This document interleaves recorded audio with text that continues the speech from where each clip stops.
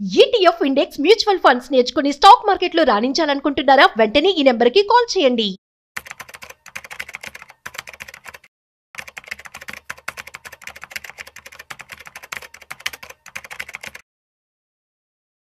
నమస్తే, welcome back to Suman TV. ప్రస్తుతం మనతో పాటు ఉన్నారు certified financial planner Madhavi Reddy గారు. మేడంతో మాట్లాడదాం. నమస్తే మ్యామ్. నమస్తే అండి మేడం, SIP ప్లస్ లంసమ్ అంటారు కదా, చాలా మంది కొంచెం అమౌంట్ ఇన్వెస్ట్ చేస్తూ ఉంటారు, అంటే లాంగ్ రన్ లో మంచి రిటర్న్స్ వస్తాయని చెప్పేసి. మరి మీ నుంచి చూసుకుంటే చాలా వరకు మీరు క్రోర్స్ లో చెప్తున్నారు అని చెప్పేసి కొంతమంది భయపడిపోతున్నారు. అంటే రిటైర్మెంట్ ప్లాన్ అనేది చాలా మంది ఏంటంటే రిటైర్మెంట్ తర్వాత ఒక ప్లాన్ అనేది కొంతమంది చేసుకుంటారు, కొంతమంది చేసుకోరు. అప్పటి వరకు ఎందుకు వెయిట్ చేయడం అనేసి ఆలోచిస్తూ ఉంటారు. సో ఒక్కసారి ఈరోజు మనము SIP ప్లస్ లంసమ్ మంచి రిటైర్మెంట్ ప్లాన్ అంటే ఏం చెప్తారు? సో ఫస్ట్ అసలు రిటైర్మెంట్ ప్లానింగ్కి మనము ఎంత ప్రిపేర్డ్గా ఉండాలి అనేది మీకు ఒక్క ఎగ్జాంపుల్తోనే మనం చెప్పొచ్చండి. ఇప్పుడు మేమందరం కూడా ఫైనాన్షియల్ ప్లానర్స్, మేమందరం కూడా అంటే క్లయింట్స్కి కూడా, మా దగ్గరకు వచ్చే క్లయింట్స్కి కూడా ఇవే చెప్తూ ఉంటాం సార్. 2 crores ఉండాలి, 5 crores ఉండాలి అని చెప్తూ ఉంటే చాలామంది, మేడం ఏంటి అంతంత ఫిగర్స్, 5 crores చెప్తున్నారు, 10 crores చెప్తున్నారు, ఇంత అవసరమా అంటే డెఫినెట్లీ అండి. ఎందుకంటే ఈ రోజు 1 crore ఉన్న వాల్యూ మీరు 30 years తర్వాత జస్ట్ 16 crores ఉంటుందండి, 16 lakhs. సో 1 crore వాల్యూ 30 yearsలో మియర్ 16 to 17 lakhsకి పడిపోతుంది అంటే కారణం ఇన్ఫ్లేషన్. సో ఇప్పుడు మీకు ఏంటంటే ఈ 1 crore అనేది 2 crores అనేది అంటే ఇప్పుడు మీరు 30 yearsలో ఉన్నారు, మీరు రిటైర్మెంట్ అయ్యేటప్పటికి ఇంకా 30 years టైం ఉంది. ఇప్పుడు మీకు 1 crore అనేది చాలా పెద్దగా కనిపిస్తుంది, బట్ మీరు ఎప్పుడైతే రిటైర్ అయిపోతున్నారో అంటే 60 yearsకి అసలు 1 crore అనేది just equal to 15 to 17 lakhs. So అందుకని మేము ఏం చేస్తామంటే కొంచెం 5 crores పెట్టుకోండి, 6 crores పెట్టుకోండి అన్నట్టుగా చెప్తాము. బట్ అందరు అడిగే క్వశ్చన్, ఇది సాధ్యమేనా? నార్మల్గా ఈ రోజుల్లో ఉండే ఎక్స్పెండిచర్కి కానీ వస్తున్న ఇన్కమ్స్ ఏమో ఒకవైపు అంతగా పెరగడం లేదు. మేము అందరి దగ్గర నుంచి ఈ కంప్లైంట్ బాగా మా క్లయింట్స్ నుంచి వింటున్నాము. ఏంటంటే మేడం ఇన్కమ్స్ అయితే అస్సలు పెరగట్లేదు, శాలరీస్ కానీ అవన్నీ కూడా కొంచెం స్టాగ్నేట్ అయ్యాయి. ఒకవైపు ఎక్స్పెండిచర్ అయితే చాలా వరకు రెంట్స్ దగ్గర నుంచి అన్ని పెరగట్లేదు, కానీ ఎక్స్పెన్సెస్ బాగా పెరుగుతుంది. లైఫ్ స్టైల్ కూడా పెంచుతున్నాం కదండి. సో ఎక్కడ తగ్గేదే లేదన్నట్టు అంత లైఫ్ స్టైల్ ని మాత్రం మనం చాలా ముందుకు వెళ్తున్నాము. సో ఇంత ఇలాంటి సిచ్యువేషన్స్ లో మనము ఇలాంటి క్రోర్స్, 5 crores లేకపోతే 3 crores ఇన్వెస్ట్మెంట్స్ లేకపోతే ఈ గోల్స్ అనేవి, రిటైర్మెంట్ గోల్ అనేది సాధ్యమేనంటే డెఫినెట్లీ ఎస్ అండి. బట్ మీరు అన్నట్టుగా ఈ స్ట్రాటజీ SIP ప్లస్ లంసమ్ ని కూడా మనం యాడ్ చేస్తే ఈజీగా మీరు ఈ గోల్ ని మీరు అచీవ్ చేయొచ్చండి. సో మనం ఆ రెండింటికి డిఫరెన్స్ చెప్దాము. సో అందరికీ తెలిసిందే SIP అంటే మనం ఎవ్రీ మంత్ ఒక డేట్ పెట్టుకుంటాము, అందులో ఒక 5,000 6,000 SIP ఎవ్రీ మంత్ చేస్తూ ఉంటాము. ఇలా మనం లాంగ్ టర్మ్ గోల్స్ కి వెళ్తూ ఉంటుంది మన అమౌంట్. డిఫరెంట్ స్కీమ్స్ లోని వాళ్ళ రిస్క్ టేకింగ్ ఎబిలిటీ బట్టి మేము క్లయింట్స్ కి సెలెక్ట్ చేస్తాం. అలా అప్పుడప్పుడు కూడా రివ్యూ కూడా చేస్తూ ఉండాలి. సో ఈ విధంగా మొత్తం మీ జర్నీ అంతా కూడా స్టార్ట్ అవుతుంది.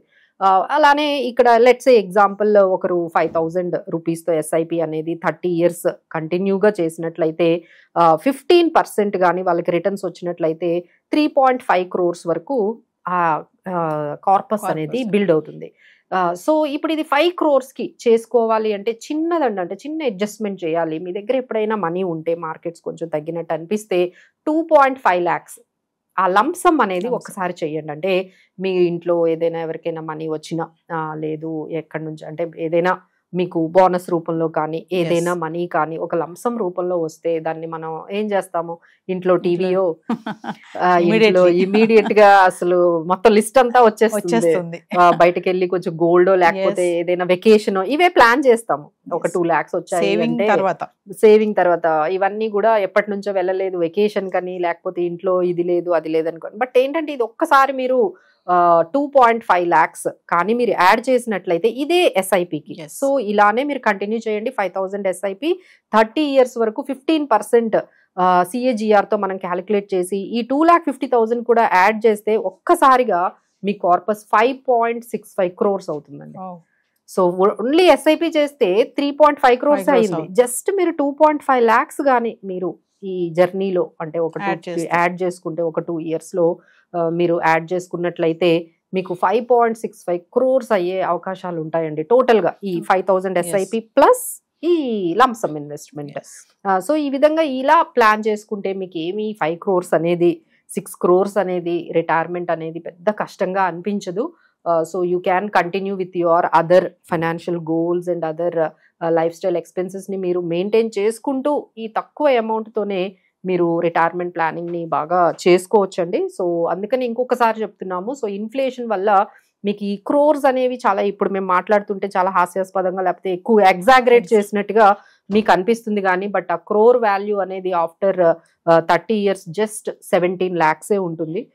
సో అందుకనే మనం కొంచెం ఇలా ముందుగానే ఇలాంటి చిన్న చిన్న ట్రిక్స్ని స్ట్రాటజీస్ని మనం అప్లై చేస్తే ఒక డిసిప్లైన్డ్గా ఉండాలండి. ఒక స్ట్రాటజీ పెట్టుకోవాలి, డిసిప్లైన్డ్గా మనము కంటిన్యూ చేసుకున్నట్లయితే definitely it is all possible. Yes madam, ఈ ఎస్ఐపిలో మామూలుగా మనం ఫినాన్షియల్ ప్లానింగ్ చేస్తూ ఉంటాము. ఇదే కాకుండా ఇంకా వేరే ఏమన్నా ఉన్నాయా టైప్స్? అంటే వేరే కూడా చేసుకోవచ్చు సిప్పే కాకుండా?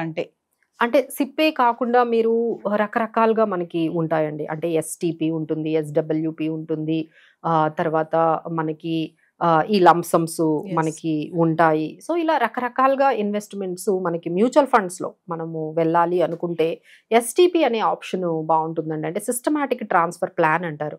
అంటే ఇప్పుడు మీరు ఒక్కసారిగా ఒక 5 lakhs తెచ్చారు, ఇప్పుడు మార్కెట్లో పెట్టాలంటే భయపడుతున్నారు. సో వాళ్ళు ఏం చేయొచ్చు అంటే ఈ 5 lakhsని ఒక డెట్ ఫండ్లో పెట్టేసి ఎవ్రీ మంత్ ఆ డెట్ ఫండ్ నుంచి మీరు ఈక్విటీ ఫండ్కి ఒక 20,000 మీరు ట్రాన్స్ఫర్ చేసుకోవచ్చు. ఓకే. సో దీనివల్ల ఏమవుతుందంటే మీరు ఒక్కసారిగా మార్కెట్ పడిపోయినా మీకు ఇబ్బంది లేకుండా ఉంటుందండి. సో ఇది ఎవరైనా మీకు ఈ టైంలో అబ్బా ఈ మార్కెట్స్ మీద ఇంత వాలటిలిటీ ఉన్నాయి, ఒకవైపు ఏమో వార్ అంటున్నారు, ఈ టైంలో ఈ 5 lakhs మార్కెట్లో పెట్టొచ్చా పెట్టకూడదని చాలా మందికి కన్ఫ్యూజన్ ఉంటుంది, భయం వేస్తుంది. ఫస్ట్ ఆఫ్ ఆల్ ఏంటి ఇంత వార్ అంటున్నారు, సో ఎప్పుడైనా మార్కెట్ పడిపోవచ్చు, మనం ఒక్కసారిగా ఈ 5 lakhs పెడితే ఏమైపోతుంది అనే భయపడే వాళ్ళకైతే ఇది బెస్ట్ మనకి సొల్యూషన్ అండి. ఎస్టిపి సిస్టమాటిక్ ట్రాన్స్ఫర్ ప్లాన్ అంటారు. సో మరి ఈ 5 lakhsని ముందు డెట్ స్కీమ్లో పెట్టేసి ఆ తర్వాత నెమ్మదిగా ఈక్విటీ స్కీమ్స్కి మనము ట్రాన్స్ఫర్ చేయొచ్చు. బట్ ఇదంతా చేయాలి అంటే ఓన్గా తెలియని వాళ్ళు అయితే చేయకండి, మేమందరం ఉన్నాము, we are there to help you. Financial planners దగ్గరికి వెళ్ళండి.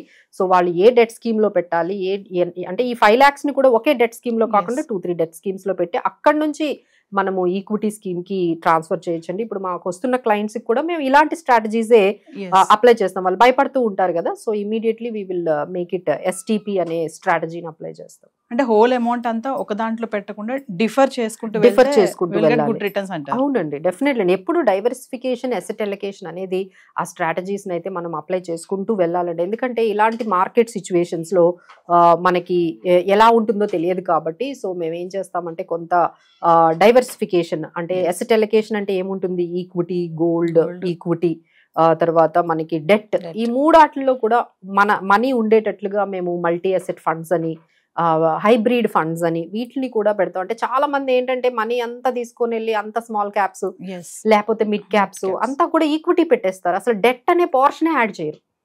So why can't we do it అంటే ఇలాంటి సమయంలో మనకి ఏంటంటే ఈ గోల్డ్ ఈటీఎఫ్ కానీ ఈ డెట్ ఫండ్ కానీ బాగా సపోర్ట్ చేస్తుందండి. సో అసెట్ అలొకేషన్ అయితే మీరు ఆ స్ట్రాటజీని ఎప్పుడు అప్లై చేసుకుంటేనే బాగుంటుంది. Thank you.